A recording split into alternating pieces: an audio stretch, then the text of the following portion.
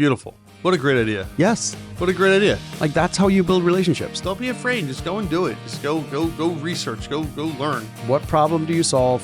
Who do you solve it for? How do I market to them? And that's the fundamentals of growing any business. I'm just fascinated by the pour pour? of the Arnold Palmer. And it's a perfect It is pour too. perfectly sized for that. Uh-huh. That's amazing. So funny. So what happens is, welcome by the way. So what happens is, I have a bigger can in the morning. I fill it with ice.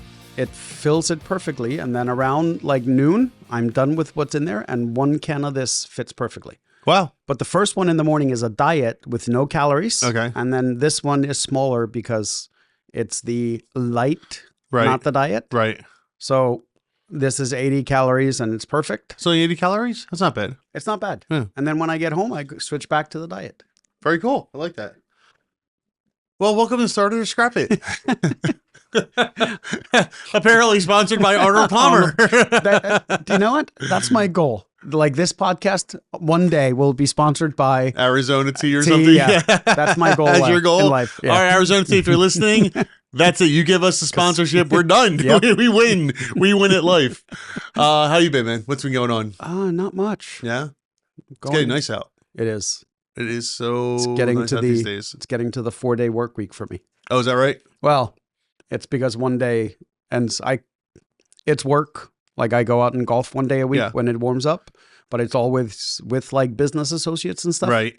But yeah, my employees all call it the 4-day work week for me. And I'm like, no, it's working. I'm just working on the golf course. You really are working. It's funny. I was explaining that to quite a few people this week that owning a business isn't necessarily about being in there and doing the work. No. It's being out there a lot of the times and bringing the business in and getting people to, want to work with you. Yeah. It's like Friday night, I have a birthday party for a business associate. Oh. Yeah, something on your arm. Yeah, I was unpacking the shelf that one Oh, day I'm okay. going to put together. That one day we'll put together? Yeah. It's going to be very right there behind you. It's gonna look good once Every it's week ready. there's like a little bit more in Yes. the office, just a little bit. We're evolving. We're Just evolving, like exactly. Just like a business. We started very raw, and now That's right. We're evolving things. That's and exactly putting right. up decorations. Like, yeah. So anyway, Ken, you were saying. Anyway, so Friday night, me and my wife have been looking at this restaurant. We keep driving by it. And we're like, oh, one day we're going to go here. Oh, we'll go here. And then we never go. Well, now I have a birthday party for a business associate there on right on. Friday. And she's like, you're going to go without me? I'm like, Oh, yeah. yeah. You can't bring her as like your assistant or something? No, she's not going to enjoy it. No, she won't like No, that. she doesn't like business talk and stuff. No, she So, won't enjoy that at yeah. all. Well, no, that's cool. So, whatchamacallit? I was, like I said, dealing with a lot of newer startups this week. I don't know what it is this week, but I've had a lot of new startups come in.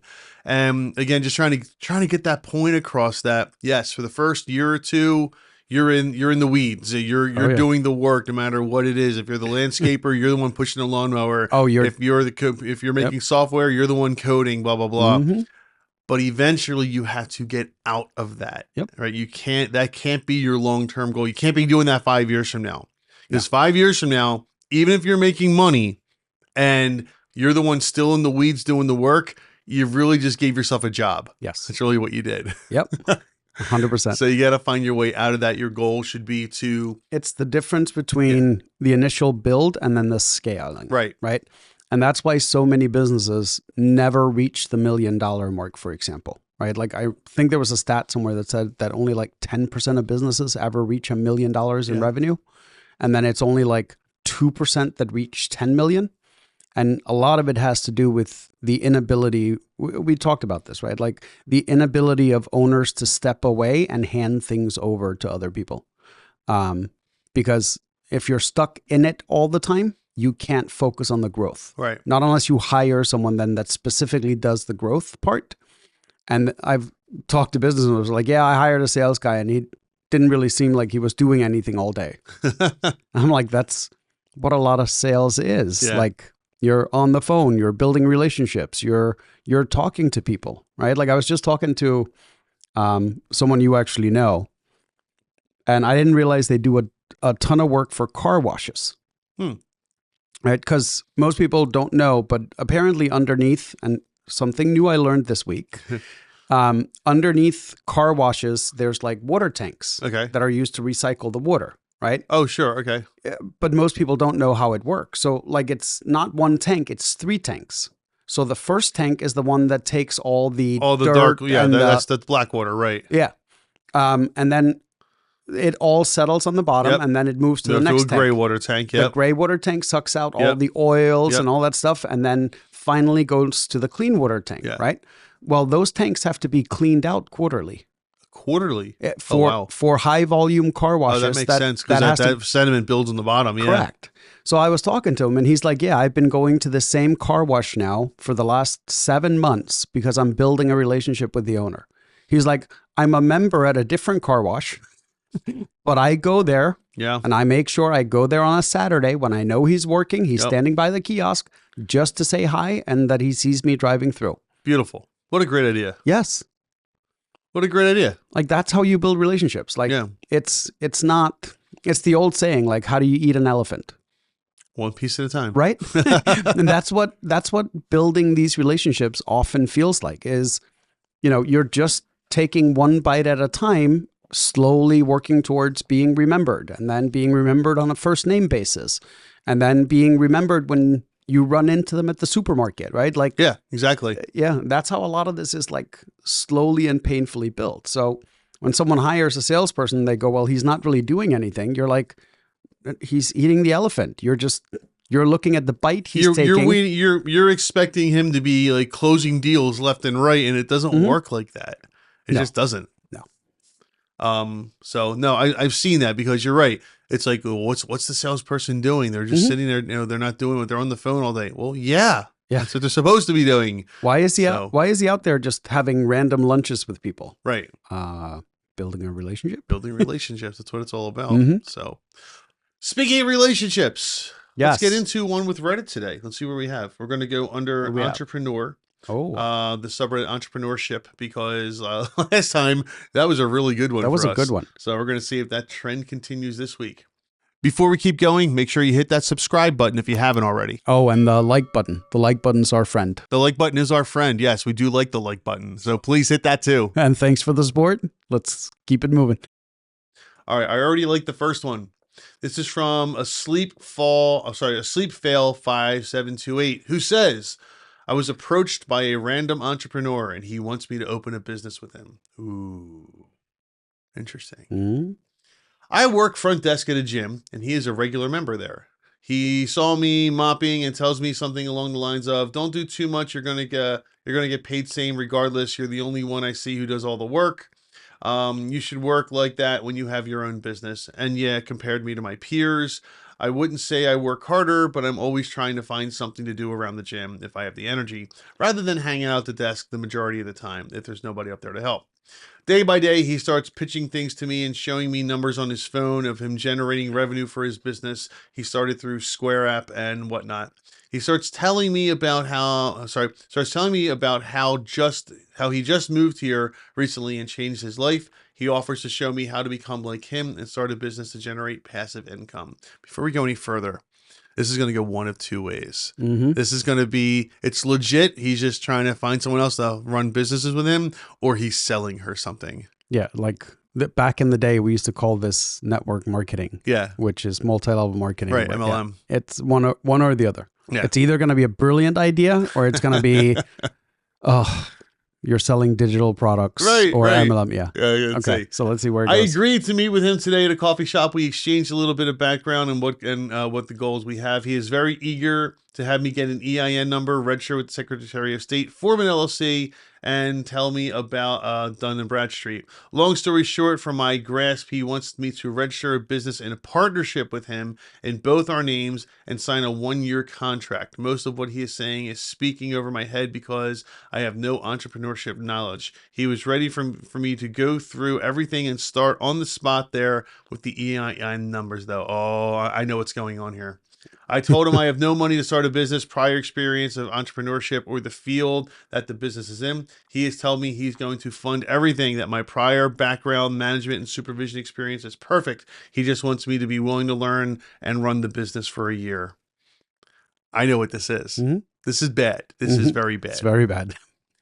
The whole reason he's pushing for you to register the EIN is because he can't, or he doesn't want to be known. He doesn't want his name associated with whatever's about to go down.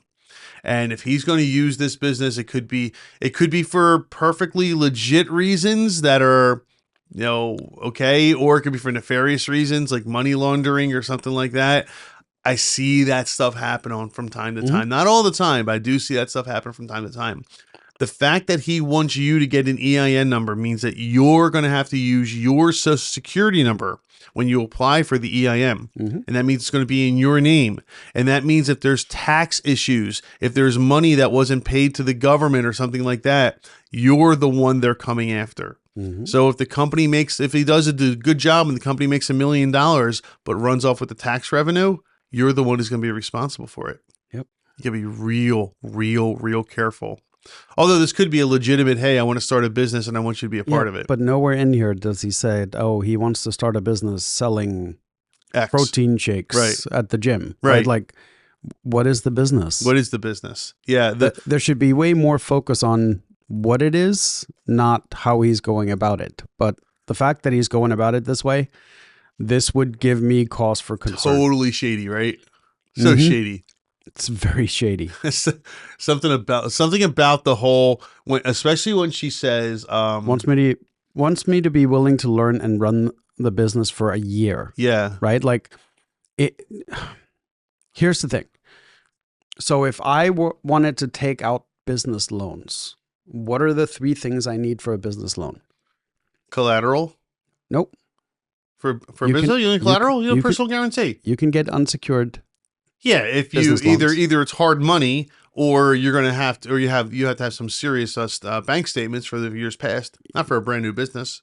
You'd be surprised. For a brand new business, you can get generally up to 50,000 or 100,000. Oh, that's not a loan. That's not going to help you much. No, but think about it, right? So if you and I go and we set up an EIN number under your name, and we register an LLC for the business under your name. Yep.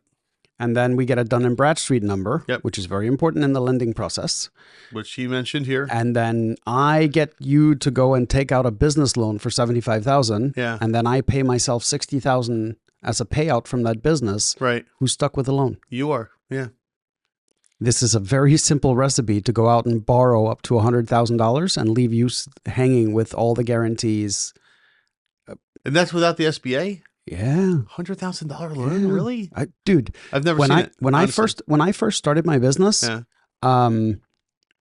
what's now they became part of KeyBank, but First Niagara, do you remember that bank? Oh, yeah. Yeah, they were handing out $100,000 lines of credit like candy. Get out of here. No, like, I was like, what do you need? They're like, a signature?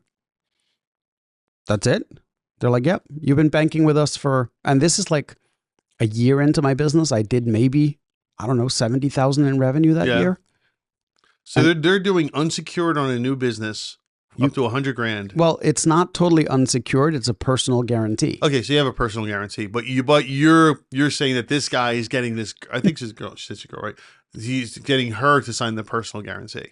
Mm-hmm. Yeah, that's skeevy. I'm telling you, everything about this is just red flags, regardless of nonstop red flags. Regardless of where we take this, like I cannot not see a red flag. Like this episode won't air for many months from now. Whatever. I'll go on YouTube for many. like I'm dating myself. I almost want to reach out to this person and be like, yo, listen. Yeah, you got a real problem here. You need to be real careful. Actually, I'm curious if there's any comments about that. He's a scammer. You heard the mark. Right? I know it. You're not giving any personal information. Let's see. Contract is the part you need. No, it doesn't matter what the contract is. Mm-mm. Just be careful. Hard to say if it's genuine. Mm-hmm. Scammer. My guess is he wants to borrow money using your name, take the money, and leave you with the debt. There you go. Yeah, this is absolutely all scamming. Mm-hmm. Wow. Yeah. So there you go. I mean, That's- something that sounds completely harmless. Mhm. Hey, the guy wants to start a business with me. What a cool idea. I'd love to get into that. Yeah. They're scamming you. So here's the thing. Like, do stories like this happen? Yes, but there generally would be a little bit more recruiting, right? Because Oh, yeah. I'm a firm believer in anybody that has the right work ethic and mindset, you can train them to do whatever Yeah. you need them to do. Right. Right. So like when I go into a Target, right? And there's 7 people standing in the corner and there's one person working hard and running around and talking to customers and I know. right? Like if I were to offer anybody in that Target a job, who do you think I'd offer the job to? Right. The one who's Right? actually doing stuff. Correct. Well, that's what this guy was saying, too. Correct. So like I was getting hopeful when Yeah. like that it was one of those stories, and then you kept reading and I'm like, this is gonna go sideways really Yeah. quick, right? But did I ever tell you the story when I was called by a telemarketer and I recruited him into working for me? Oh, my God. No, I want to hear this. Yeah, so That's like a Seinfeld episode right Yeah. there. So I had a telemarketer call me because I had 2 registered businesses, Yeah. right? So he called me to sell me the services that my other company offers. Now he didn't know, like it's Right. not really. So I'm on the phone with him. I'm talking to him, and I'm like, I don't want to hang up on this guy. Like he's super nice. Like he seems like he genuinely cares. And so I go through all the stuff with him and like listen, and I'm like, this guy's really good. And then towards the end of the conversation, I asked him like, how long have you been with this company? And he's like, oh, I've only been here a few weeks. And I'm like, can I ask you a question? I'm like, after you're done selling this to me, how comfortable are you that your back office is going to deliver the things you're Yeah. promising me? And he goes, pretty? I'm like, pretty confident? Or like, That sold me. Or like- I'm good. Right? but he could sense the conversation was starting. And I knew the company that he was selling for, and they were famous for at the time, like over promising, under delivering. Of course. Right? So I asked him flat out, and I'm like, how many of the customers that you got to sign on have you actually called back since you sold them? And Yeah. he's like, oh, they don't allow us to contact them afterwards. Oh. I was like, so you can't follow up on the sale you made? And he's like, no, they have another team, a customer support team that handles that. Ugh. And I'm like, okay. So I started telling him a little bit about the business he was working for. And at the end of the conversation, I said, hey, listen, you have all my contact information. You can write it on a piece of paper, take it with you. I was like, I love talking to you. You know, like that conversation is being recorded. Yeah, And I someone's know. probably listening I in know. too. And I'm like, They were angry. I appreciate, I appreciate the conversation. I appreciate how you went through the materials. Like, I really think you could be doing this for a better company. And it just so happens that I own one that does it. So if you ever want to do appointment setting for me, feel free to reach out, but I'm not buying from you today. Yeah. 3 days later, I got an email from him. He's like, Probably got fired. You probably got that poor guy fired. he was like, were you being serious? And I was like, I emailed him back and I'm like, yep, here's our company website. Here's what we do. That's great. Here's what I'm looking for. Emailed him all of it. And I love that story. a week later, he was working for me doing appointment setting. That's awesome. Yeah. Yeah, lucky he was in the area. He wasn't in the area. He wasn't local. Oh, he's on remote. No, yeah. Oh, wow. Where's he at? He was in like Utah or something. Hmm. So yeah, I ended up, How long is he still working for you? no, Okay. no. So we trained him. He did really good for us. And then he got a job locally and he's like, I really want to get back into like, Whatever else. well, he wanted to get back into like having a job that he would go to because Oh, okay. he was miserable working from home. Like that was the one thing I could not. Yeah. I mean, he was hundreds of Yeah, hell of miles a away, commute. right? I offered him, I'm like, do you want me to pay to relocate you here? And he's like, no, I don't want to leave my family and stuff. But yeah, Yeah. he ended up working for me for like a little over a year. See, that's the thing. And all these people with the work from home thing now, I don't know, man. I don't see it. I personally, I can't do it. Even during the worst of the lockdowns, I hated working from home. Yeah, me too. I could not wait to get into an office somewhere and just, I know. I like the separation. Yeah. Right. Like I don't like my wife works from home 2 days a week. Yep. And we might be able to do it now at my house, but because we have like a separate office, like it's almost like out of the way from everything else. Yeah. But when I tried to work from home 2 days a week when we were living in Jersey and my business was here, I felt like the days I was working from home, I got nothing done. But even that still, aside of that, if you're working from home and you're living at home, you're always at work. Yes. You don't have that, like you said, the separation. You don't have I'm going to a different location where my mind can just relax and I can, be stressed for the night. Yeah. You're at home. You're working. You're at the same spot. You don't get that. You don't get that. Oh, that's part of, remember the episode we did with a guy that set up wanted to start a business setting up areas inside your house that were like, I think if you have an area of your house that is dedicated to work and that is your commute to work, because my wife says it every morning. She's like, my office commute is short today, right? And it's snowing. I gotta watch it. Right? But somehow she can maintain that separation for the most part. Don't get me wrong. Like she'll do a couple of loads of laundry or something, but for the most part, 9 to 5, she sits in that office and does the work, and then she comes out and closes the door. And I'm like, oh, I guess the closing of the door was your commute. Yeah. But she's able to do it for the most part, right? But then again, on the day she goes into the office, she often comes home and then does some work at night from home as well. Right. But yeah, I don't know. I need that separation of home and work. I need it. I can't pull up my laptop and sit at the kitchen. I like working around people. Me too. I don't want to work at home and be like a caveman. I can tell you that almost all of our best ideas for the business came when we were sitting around having a chat at the office, not while I was home by myself working at the kitchen table.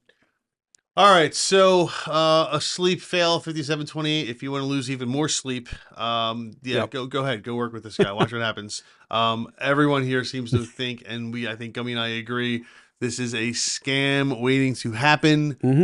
Don't fall for it. It could cause a real problem. It's really a shame because this guy is trying to pick on. Again, I think it's a girl. I can't tell, but let's assume it's a girl trying to pick on a girl who sweeps the floor and works the front desk at a gym. She doesn't make a lot of money. He's going to ruin her life. He's going to take out $100,000 in her name and ruin her life. You know how impossible it's going to be for her to pay that back? I know. God willing, she saw those comments and is not doing anything with this guy. In fact, oh, you know what you should do? Entrap him. Get the police involved. Get the police involved. But he hasn't done anything. Have him confess something to you while you're wired up, and get that guy busted. Get him off the streets. Get him off the streets. He's hurting people. That's literally what he's doing. He's hurting people. Yeah. He's just doing it in a white collar way instead of a gun or a knife, and in a way that's almost impossible to do anything about. Yeah, right. Because it's all.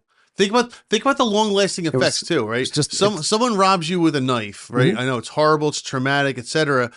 But it's over and done for the most part, right? You might have some dreams and things, but it's pretty much over. Someone borrows $100,000 in your name and runs off with it. That could be 30 years to pay it off. Yeah. Yeah. Well, no bank will give you 30 years to pay it off. No, but I'm saying it could affect your life for 10, 20, 30 years. You might have to file for bankruptcy. That's 10 years right there. There's all kinds of problems that come from that. So this could be worse than a violent crime. No, let's not say worse than a violent crime. It could be. It could. Well, depending on the crime, of course. There's some horrible, horrible things out there. So, all right. Well, a sleep fail. I really hope you listen to what people were saying and you stay very, very, very clear of that guy. All right. Let's see here. This is from Long Jumping B 7386, who says, I closed my first business venture a few months ago. Had my first entrepreneurial failure right before the new year and had to close my first small business. Part of me wants to keep it going and try again, but I've had no motivation since then. On my days off, I stay on the couch most of the day and don't go out. I still have a little bit to pay off from the business and have to finish my taxes to truly close the books on it. What seems so simple of a task has been so daunting. Maybe it's safe to say I'm a little depressed from it all. How long did it take you to bounce back? I'd love to hear some stuff, some true success stories. So We talked about this. we kind of did. Yeah, we talked about this, and I told you. I'm sorry you're going through some type of depression, Yeah. but I'm glad you shut your business down, because so many people would try to keep it going, and they would lose more money and more sleep and more stress and more money and more shipping, and it's just that never-ending cycle because you just can't believe that it's going to fail. Yep. Good for you on shutting it down. Yeah. And yeah, you're going to go through a bout of depression. And even you're going to be sad. Even better that you're already thinking about what to do next, Yeah. or whether you should restart. Yep. Right. So now the thing is, you have to get to what I call the acceptance stage. Right. You have to accept the fact that Just the 12 steps. I don't know what. I think it applies to everything. Correct. The Alcoholics Anonymous 12 steps. Yeah. I really do think it applies to almost everything. Yeah. And it's the same thing like with loss and all that Yeah. stuff. There's grief, acceptance. Yeah, yeah. exactly. Yeah. So right now you're in you got to accept it and figure out where did things go wrong? Yeah. What were the things that went wrong? Yeah. And once you start figuring out and looking at those things rather than just being at the, well, I failed at this, you're like, no, you're supposed to have learned something from this. So once you start digging into it and analyzing where things went wrong, it's amazing. Like that was the thing for me after having failed with a business that started reinvigorating me, is because I finally got to the point where I accepted this was somehow my fault, right? Because the book stops here. And when I started looking at the things that I did wrong, I was like, all of these things would have changed the outcome. And a lot of them were like minor things, right? Like it wasn't like anything drastic. Yeah. And once I started figuring that out, I started another business that I never intended to like run long term, but just because I wanted to see if what I had learned was correct. And lo and behold, it was. It was. Right. And then I moved on to something else and then finally started the company that I have now. But yeah, getting through that acceptance and responsibility and figuring it out stage can be invigorating. The depression part is realizing that you didn't see it while you were in it. Yeah. And that's true. That's really what it is. Like it's the seeing it. That's probably a good part of it. I think another part of that's probably also doubting yourself now. How could I have let this happen? Right. And some of it's because of what you said. You didn't see it while it was occurring. Yep. Because while it's occurring, you're trying to see the best in things. Yeah. And you're trying to save the business, and rightfully so. You should be doing that. But you got to take solace in the fact that you were wise enough to know when it's time to quit and not put any more into it. Like before you drowned, you were like, let me swim to shore real quick and reassess this. Exactly. Right? Exactly. And that's kind of how you have to look at it. Now you got to look back out at the ocean and go, okay, if I would have taken a different route, could I have made it further? Right. Like, did I make too many circles? Like what went wrong? Yeah. And the stuff that you've learned throughout that journey, again, and we say it all the time, it's invaluable stuff. It's not stuff you can learn otherwise. And, you'll go out there and do it again. Try something else. Try something different. See where that takes you. And guess what? It'll probably fail. And it's okay. And you could even take advantage of this right now and go find a job that will allow you to learn the things that you may have been overlooking, right? Like if you overlooked your books, well, see if you can take an internship as a bookkeeper, right? Or work with a CPA or a CMA.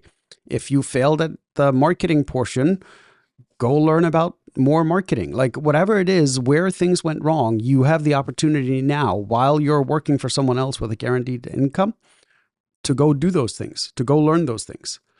Yeah.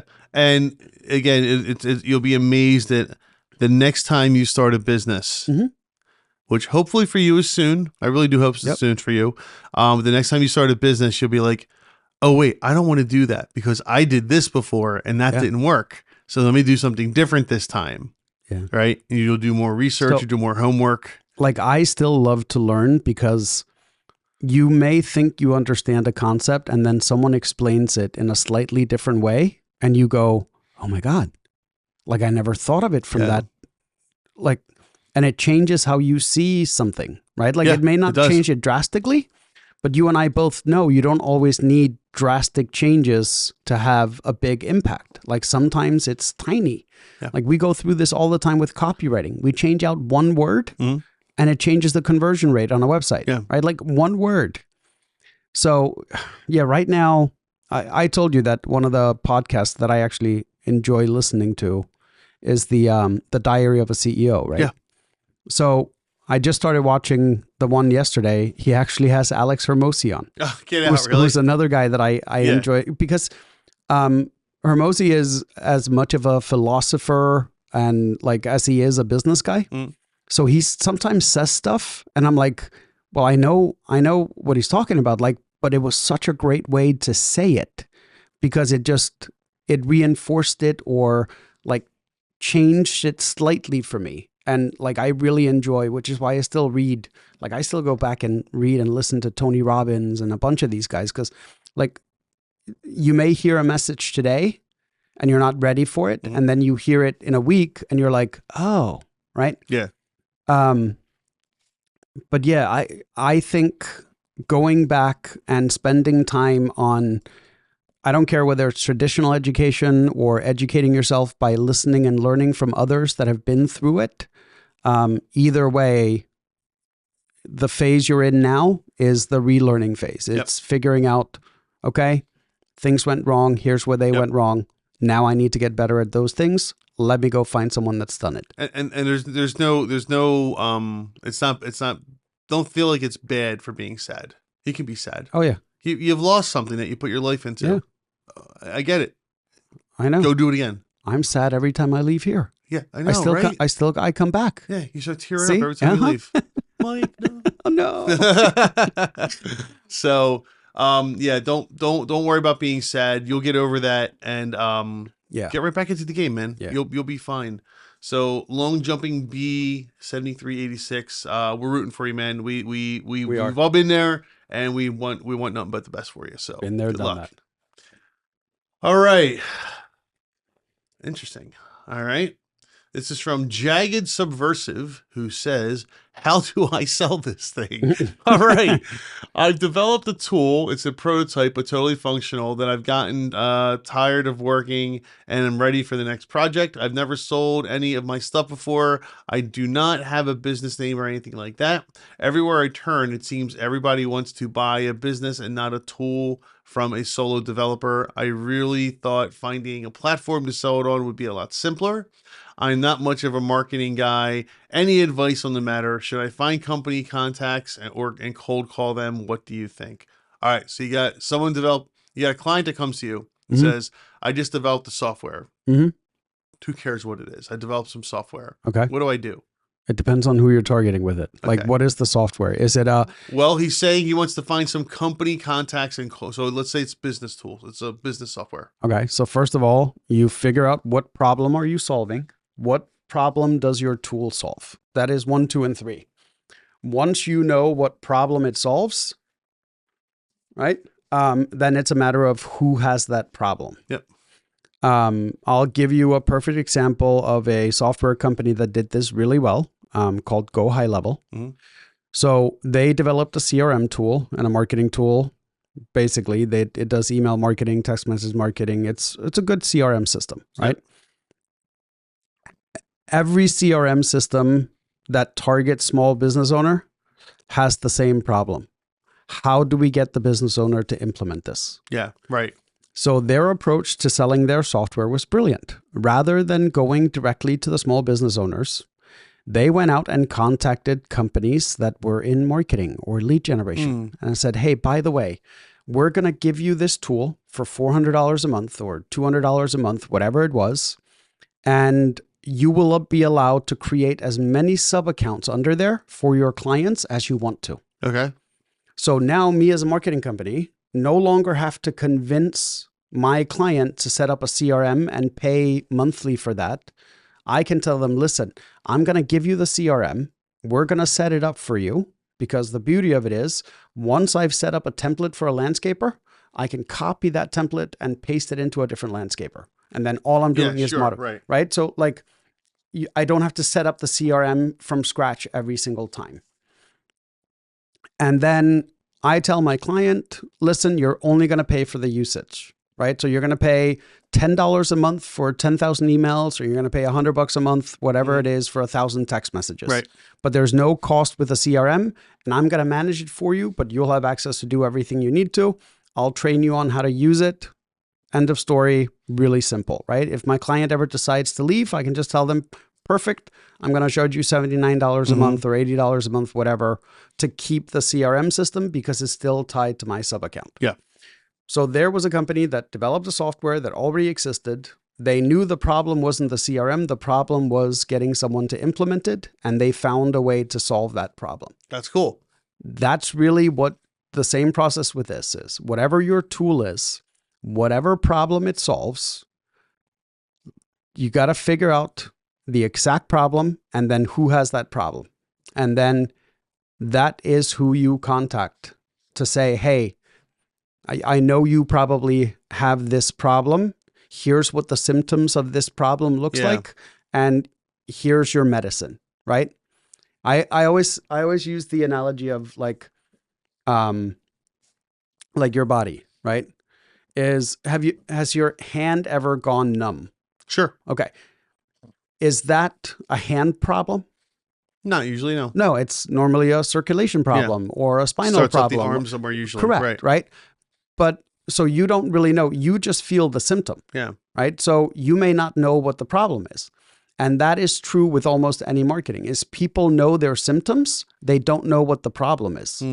So if you can point out the symptoms to someone that says, let's say, if you have a high turnover rate in your business, that's a symptom, not a problem, right? Because the symptom is your office is like a revolving door. Yeah. The problem isn't the revolving door, right? Right. That the symptom of the revolving door is a problem somewhere else, right? That could be a culture problem. It could be that you have a pay problem. Like the problem is elsewhere, but you're experiencing the symptom from it. And it is amazing to me, first of all, how many business owners don't connect the symptoms to the problems. And secondly, how many people try to sell you the solution to a problem that they don't understand they have. Yeah.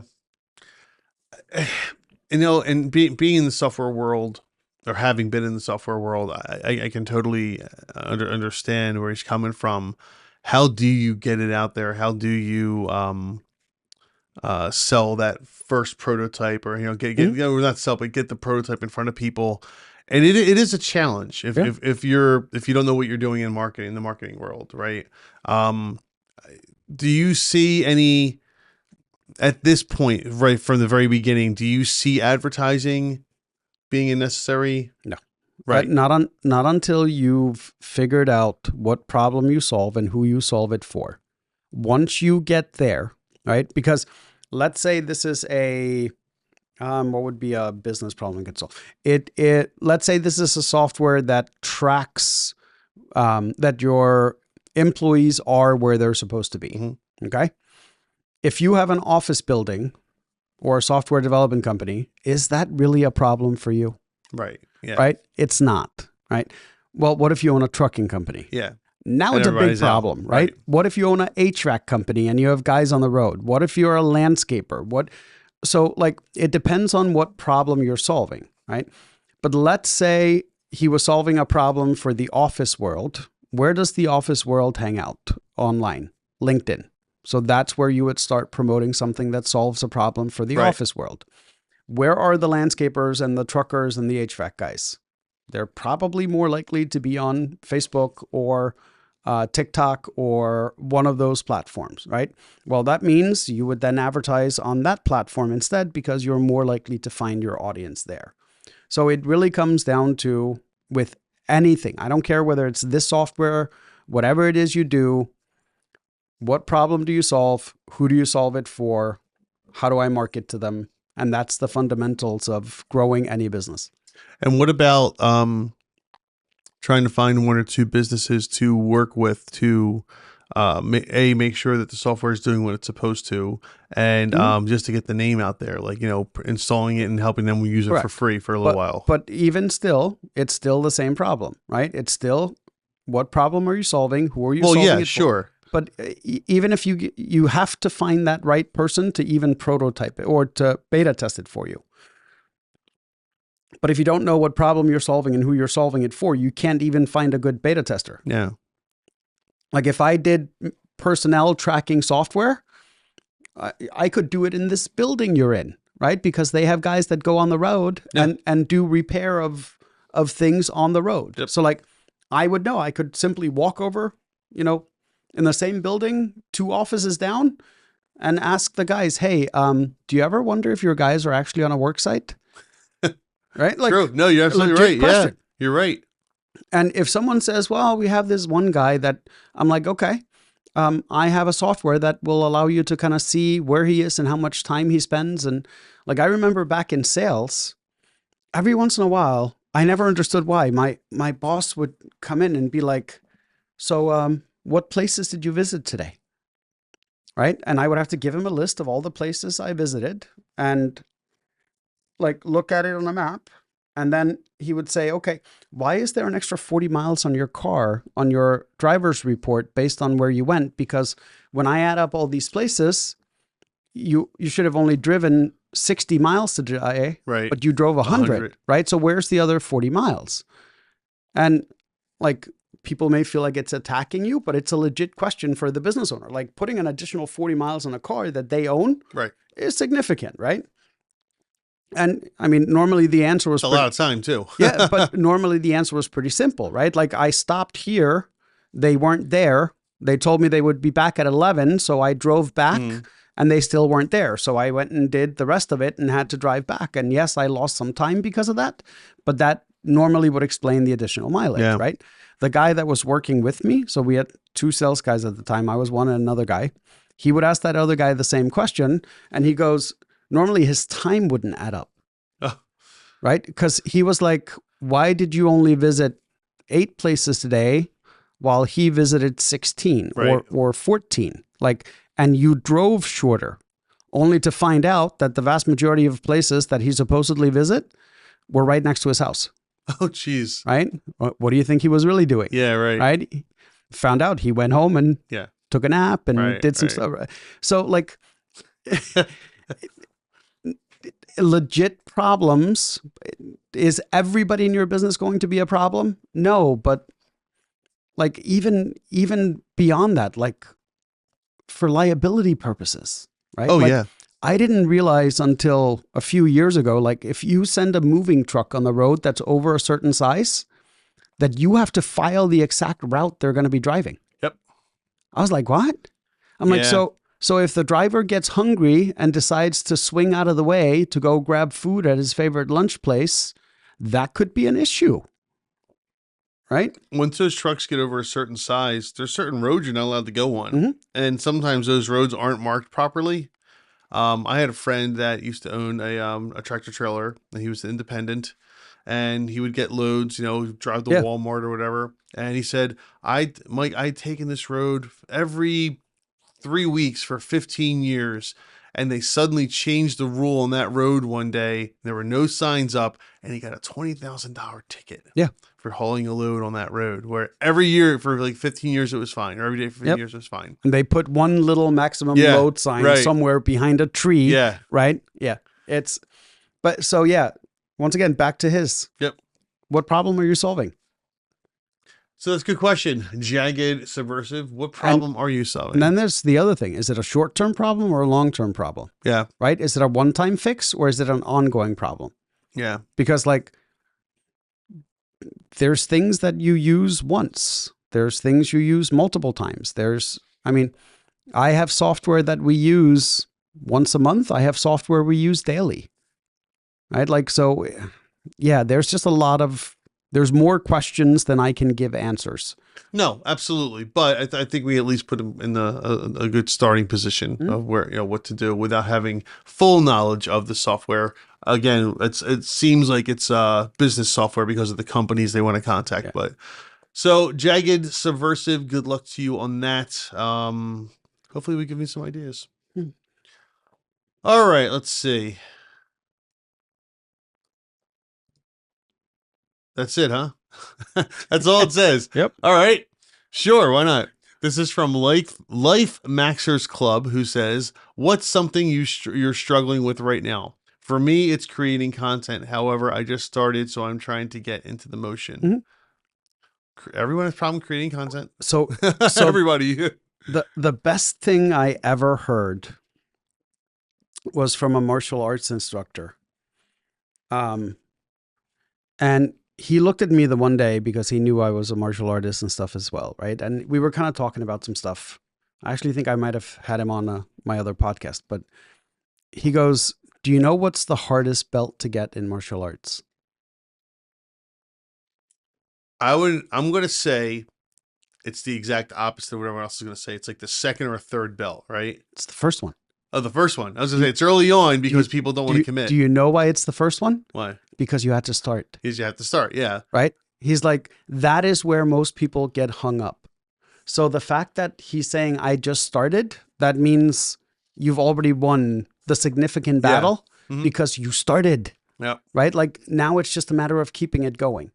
And I remember when I first started creating content, dude, those first few videos. Oh, they're brutal. Oh, like it's hard. It's hard, right? Like, and then mentally, it's hard. Not only mentally, and then having to sit there and edit it. And you're like, do I really want to put this out there? Like, and you recognize it's bad, right? Like you're looking and you're like, well, but this is the best I got, right? Yeah.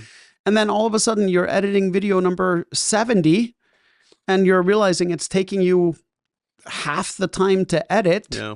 And you're like, this is pretty damn good, right? Like, and then you put it out there and then all of a sudden that one video or one piece of content hits and you're like, oh, this is why I did all of this, right? You know, the thing I'm struggling with, I deal with this quite regularly, is when I have multiple things to do, like not just one or two, but like 7 or 8 things that all have to kind of get done at the same time. My brain kind of freezes and it's like, I don't know which one to start with. I don't know which one to do. I would say for maybe 10 or 15 minutes, I'll kind of sit there like, I really don't know which one I need to work on right now. Do you want to hear something funny? It's the exact opposite for me. Is it really? If I only have one thing to do, it takes me forever to get to it. I love the one. If I have 7 things, I can't wait to get started. And then I'll work on multiple things at the same time. See, I can't do that because I can't prioritize which ones to do. So I got to make a list of what they are, and then I'm just going to pick one at random and then cross it out, and then pick another one and cross it out. I can't do that. Yeah, no, I'll start working on 3 things at the same time. See, we're different. Yeah. Everyone has different problems and different things that hold them up. Yeah, it's funny because someone told me that I probably have some symptoms of like ADHD and stuff like that, right? But I'm like, yeah, the more there is to do, the more tasks I have, the easier it is for me to start working on them. Yeah. If I have just one thing, like this really has to be done, and that's the only thing that has to be done today, I can spend 4 hours doing that one thing that should be a 20-minute job. Well, if that's all you have to do anyway. I'm looking at some of the comments here. Now, I have gotten better with it, I will admit. Like just getting it done and then moving on to other things. Especially when I started creating content, because now like I'll get stuff done and then I'll use the extra time to create content or interact. So interestingly enough, in some of the comments, I saw a couple of people mention the word procrastinating. This isn't procrastinating. It's not a matter of, I just don't feel like doing it, I'll do it later. That's procrastinating. This is like, you almost get like stuck, right? It's like I physically or mentally can't move on from here, and I don't know why. Yep. Right. And again, for you it's one way, for me it's another. This guy, I can see it. You're starting to create content, and you're like, oh, I can't focus on it anymore. I can't look at it anymore. I can see that. Yeah. That's why I like having multiple things. Oh yeah. Right. Yeah. Is if I don't feel like doing this right now, I have something else I can jump to, even if it's just for an hour to clear out my mind and work on something else and then get back to things. But I don't know that I'm struggling. Let's see if I have something that I'm struggling with right now. I would say the thing that we're struggling with right now is probably, and this is going to sound oxymoronic, it's probably because I am spread too thin across too many things, that I don't have the time that I need to really dedicate to one thing. Oh yeah. Like that, and I can't find someone to hire that Nope. can take some of the things off of me in order to free up my time. Right. Like I can't even find someone to take 30% of what I do. Right. Right. But yeah, I think that's for me, that's the biggest struggle right now is, Well, that blows up because it winds up your time gets consumed by it, yes. and you're the only one doing certain things, Yes. and it's like you can't get to everything. And No. I know, believe me, I've been there. I've been trying myself to find people. It's not easy. No. It's not easy finding people So- that because, well, let's face it, we have a certain mindset. That's why we're in business, right? Yeah. You have to have a certain mindset to be an entrepreneur. Yeah, I have offloaded pretty much everything that did not require me to have a hand in it. Yeah. Like that's the point I'm at. And I still feel like I'm spread a little too thin. Mhm. So I'm trying to figure out like, okay, I have to let go of something or I have to get my hands out of Yeah. it. But in order to do that, I have to hire a person that can take it. But not the podcast. You're not letting go of that. No. We like this. And then, yeah, and it's funny because like I've tried to interview people and stuff, and I just can't seem to find the right person to take on those specific tasks or those duties, whatever you want to call them. Like, and I've been willing, like I've said flat out, I'd be willing to give any of them up, right? Whether it's the sales and part of it, whether it's some of the data analysis portion of it, Yeah. right? But what I'm finding out is I see data differently than a lot of people because when you're looking at like search engine data, Yeah. it's part data, part psychology. Explain that. So a lot of the stuff we're looking at is understanding, because you can track a lot of things, but how do you look at the data to try to project what the next trending keyword search is going to be based on historic data? I got you. Right? So like we can look at the data behind, okay, these are being searched for right now. This one is showing a trend, but what's coming next? Right. Right? So it's, I always say like that's what a lot of our work is using current data to work with, but we also have to almost have like a crystal ball to figure out, just like Gretzky said, I don't want to be where the puck is. I want to be where it's going. It's going to be. Yeah. That's interesting. I think I summarize my struggle right now is the too many things to do at the same time, and I just kind of get lockjawed. I don't know where to go. It's like, which one do I do first? And then I'm going through it in my head, like, so I do this one, but this one really needs to get done. Well, this one's also, but this one only takes 20 minutes. You know? Right. It's like, and sometimes I'll literally sit there debating for 10 or 15 minutes. So that's actually if I feel like I have too much on my to-do list, I try to knock out anything that is sub 30-minute tasks. Yeah. Right? Because that's how the list gets cleared really quick. That's usually what I wind up doing is like, I know I can do this real quick. Yeah. So. All right. Well, Life Maxers Club, you are not the only one by any means. And I'm sure people on here would say the same. I'm sure everybody has their own opinion about what they're struggling with. We all have those problems. All right, so best of luck to you. Hopefully you can laugh at some of the things that we deal with. All right, let's see. Sure, why not? Lots of ideas. This is from Tiptoe and Son. Tiptoe and Son. Mm-hmm. Sure, why not? I have lots of ideas, but I have zero knowledge of how to make them happen.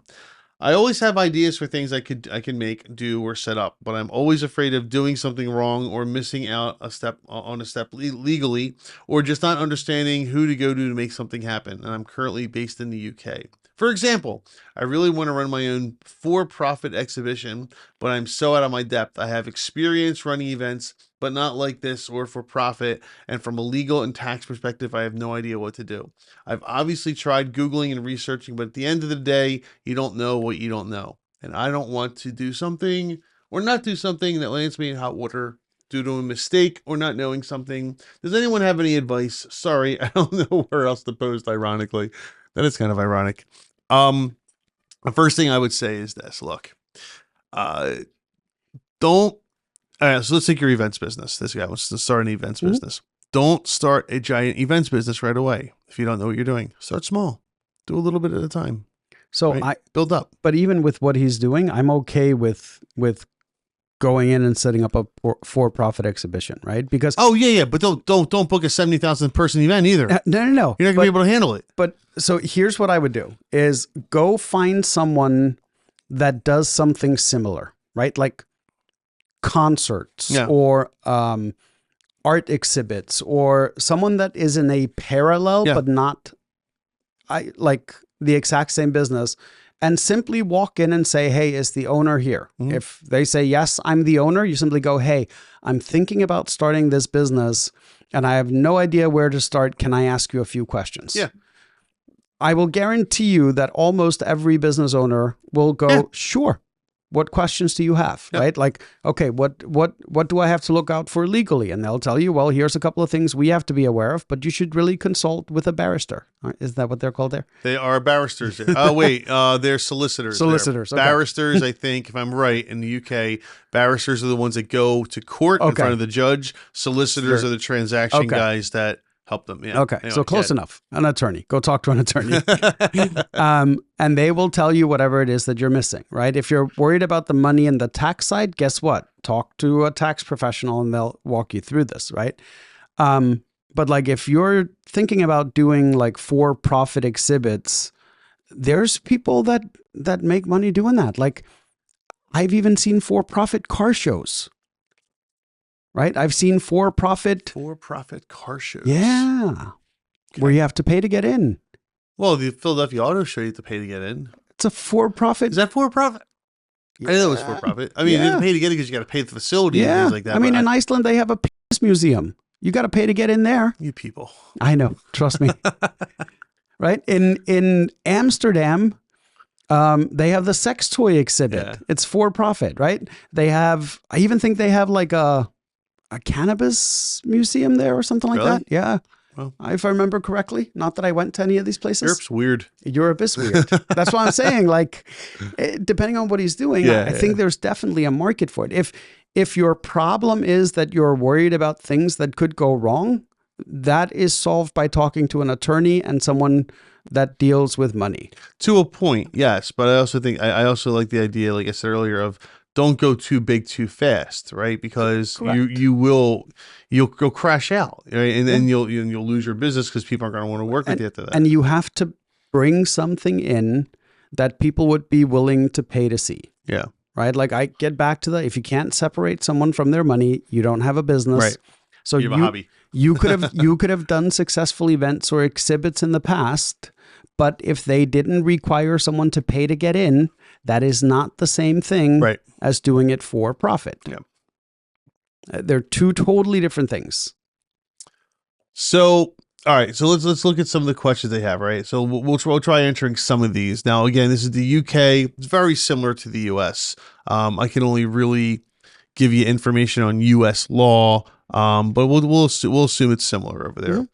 So, from a legal standpoint, go start your company. That means you have to register it, whether it's an LLC, corporation, or what have you. Go over and go contact I don't know how they do it over there, but here each state has a Secretary of State, and you'll go to the Secretary of State's website and you can register your business, or you hire an attorney or a solicitor to do it for you.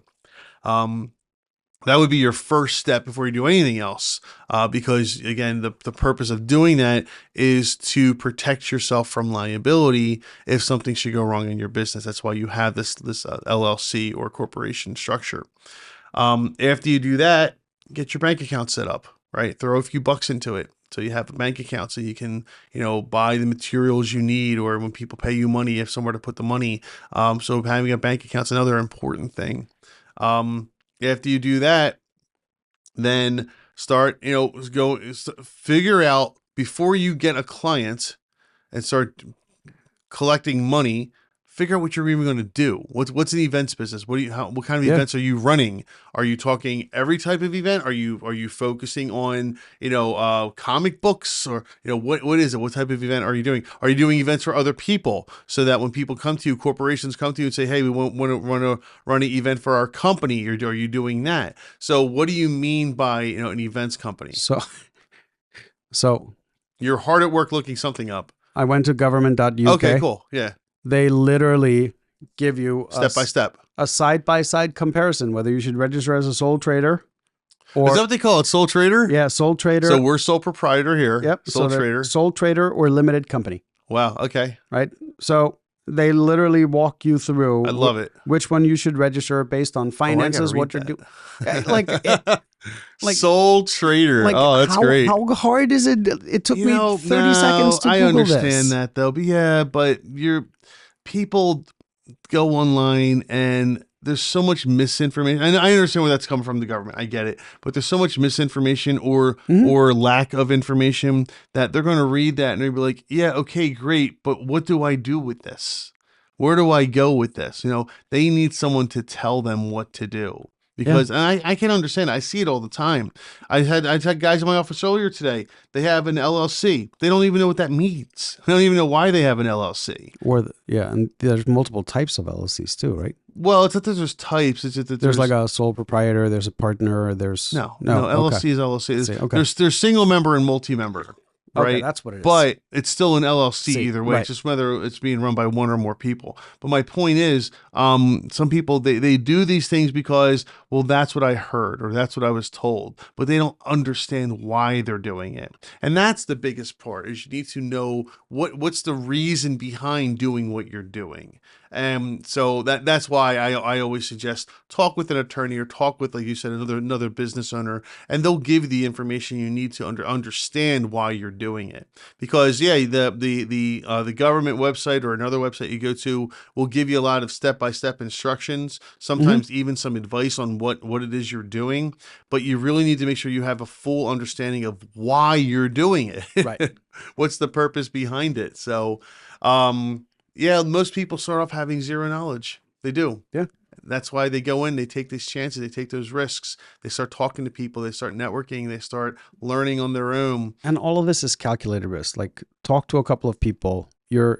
These are like, you have pebbles in your way stopping you. It's not like this is a mountain you gotta climb. There's nothing stopping you. No. Yeah, there's nothing stopping you at all. So, just go out there and stop being afraid. That's what it seems like. People are afraid. Yes. They're afraid of failure before they even begin, right? Like you said with the martial arts, they don't even want to begin because they're afraid to fail. Yeah, you're exactly right. That's exactly right. So don't be afraid. Just go and do it. Just go research. Go learn. I read a statistic somewhere that 70% of people in the US want to start their own business. Only something like 4% actually do. Oh yeah.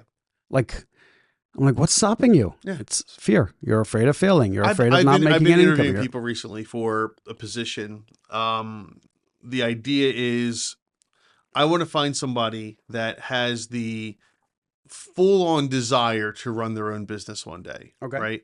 And there's those personalities. You know it when you see it, those personalities. And and the job posting is pretty clear that this is what I want. And I'll get people applying and I'll do interviews with people, and it's amazing how they don't get it. They think it's just, I'll do this job and I'll do it well and eventually it'll be, no. That's not what this is. This is you have to be willing to put everything you have mentally, financially, etc., into this business to make it succeed, right? You have to be willing to do that. Yeah. And nothing short of that is going to be acceptable, because it's like, so someone said to me years ago, how much money, when I started one of my first companies, how much money did you put into it? Meaning me, right? It's like, well, not very much. I went out and got customers. Well, then if you're not willing to put money into your company, why should someone else be willing to do it? If you don't believe in it that much, then why should someone else believe in it, right? And that's the same thing with people that want to start their own business. They have to so believe in what they're doing that nothing is going to stop them from doing it. And too many people get scared. Yeah. Which means they don't actually believe in what they're about to do, or they don't believe in themselves. Yeah. The fear is stronger. Now we're getting into the whole NLP, psycho. Go ahead. That's kind of what this person's dealing with. You know? So there's only three things that motivate people, right? It's pain and pleasure. Yeah. Right. And people either try to move away from pain or towards pleasure. And the motivator to run away from pain is, in most people, always stronger than going towards the pleasure part, right? Where people get stuck is that in between, it's the comfort zone. Right? Like you're not in enough pain to want to make a change. Yeah. And you don't want something bad enough to go make the change. Right. Right. And fear of the unknown, or fear like this guy has, keeps you in that comfort zone. Mm-hmm. You're so afraid of making mistakes, which will move you closer to pain, because if you screw up, that can be painful. Right. But you're more afraid of ending up in the pain than you want the pleasure. Right. And that's a problem, because when you want it bad enough, you figure out a way, and it doesn't matter how bad the pain is along the way, as long as you get there. I've heard this before. It's been a while though. But I've heard this before, and you're right. It definitely is an issue for people. They're so afraid of. So it's like contact sports for certain people. Mm-hmm. Right? They won't get involved in it because they're so afraid of being hurt. Mm-hmm. But that they don't think about the pleasurable outcomes, the possibilities of where it could take you, what it could mean. The fact that you stay flexible, you're able to defend yourself. You're like, there are so many positives that come from it. The camaraderie in your dojo, the people that you get to help that are just starting. Like there's so many things that come with it, right? But people are like, yeah, but I don't want to get hit. I might stub a toe. Yeah, stub a toe, right? Right? Like, no, exactly. It's exactly right. Yeah, you're probably gonna like. I'm trying to think of it, right? Like, so when I was doing Muay Thai, we would literally take this lotion and rub it on our shins, and then sit there with a bamboo stick and beat our shins to harden them up. And I'm trying to imagine like that's painful. It hurts. Yeah, right. But it's like I was just about to say. It's expect the pain. Yes. Anticipate it. Want it. Know what's going to come. Correct. And hopefully that will get you over that hurdle. I can tell you that hitting yourself with a bamboo stick, getting used to the pain, hurts a hell of a lot less when you're now using that to block someone else from kicking you, because that kick is way harder than the bamboo stick was, right? Although bamboo stick sounds really horrible. Yeah, but like the first time you block and you don't feel pain, you're like, oh, that's why I went through the pain earlier, so I'm not feeling it now. All right, let's move on from this. But Tiptoe and Son, you're. I understand you have zero knowledge, and that's okay. Everybody starts off that way. Go research, go learn, go talk to people. You'll get it. Yeah. You'll get there, and you'll eventually figure out what it is you want. You're saying here today, the events business, you might do something entirely different. Oh yeah. You might realize, no, that's not what I want to do. Nope. I want to do something else. No, yeah, like I originally always thought I wanted to own a strip joint, but no, I ended up in the marketing business instead. Iceland. All right, moving on. Dude, there's good money in that. No, I'm sure there is. It's a cash cow, right? Yeah, so a friend of mine owned one. At the same time, I owned a pizza place. Yeah. And that's another, like pizza places get this rumor that they're like money-making machines. Yeah. And the right pizza places can be, right? Yeah. But I would always see him and I'm like, why do I work more than you do, right? Like I have more customers than you do. Like how come you always have like money and stuff and you don't even work? Right. Like he wasn't even showing up at the business anymore. Like he had someone that just ran it and he was just off doing his thing. Right. And that it's when you see that, this is my whole thing with like, but he did all the work initially, got everything up and running that allowed him to become an absentee owner. Sure. Right.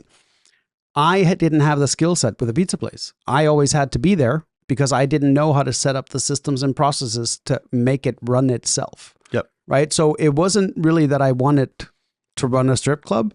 It was the fact I wanted the lifestyle that came behind being an absentee owner. Oh, I got you. Right. So like the point of the story is you don't know what you don't know. And if you've never done it, you won't learn it. Yeah. So what I went in and I started talking to him, he's the first guy that ever taught me about like the importance of hiring someone in command that you would literally trust with your children.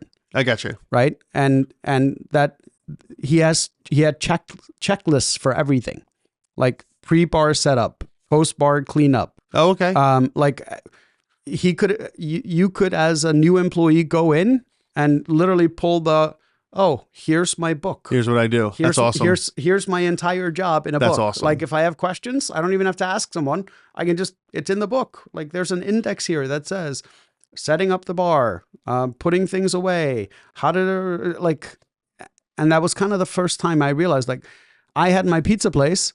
I didn't even have instructions on the wall for how to flatten a pizza, right? Like, and it sounds dumb. Like, well, someone should know to flatten a pizza if they work in a pizza. But sometimes not. Right? Like, the difference between the local pizza shop and a Domino's, right? Domino's knows exactly how many processes, and they know SOPs. How many ounces of ham goes on there? How many ounces of sauce, right? You go to the average pizza place.